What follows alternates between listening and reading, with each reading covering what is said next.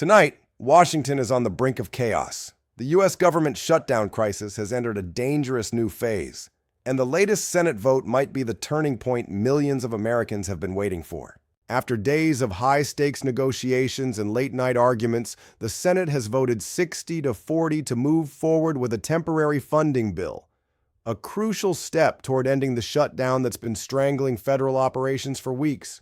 But before you breathe a sigh of relief, hold on, because this battle is far from over.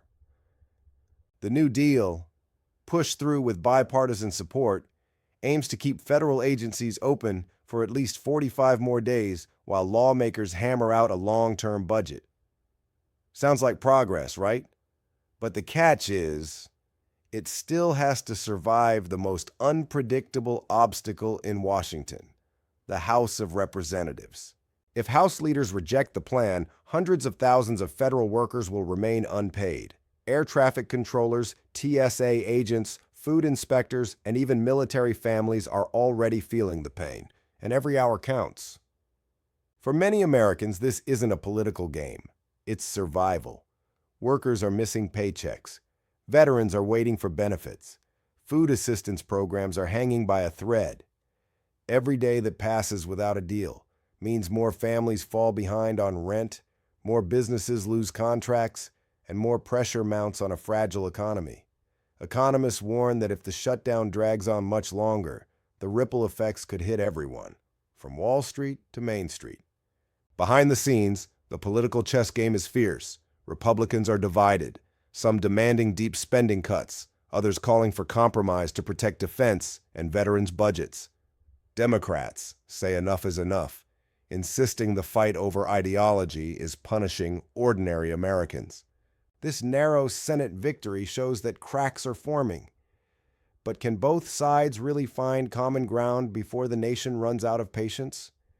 The bill now heads to the House of Representatives, where ultra-conservative lawmakers are already threatening to block it unless major budget cuts are added.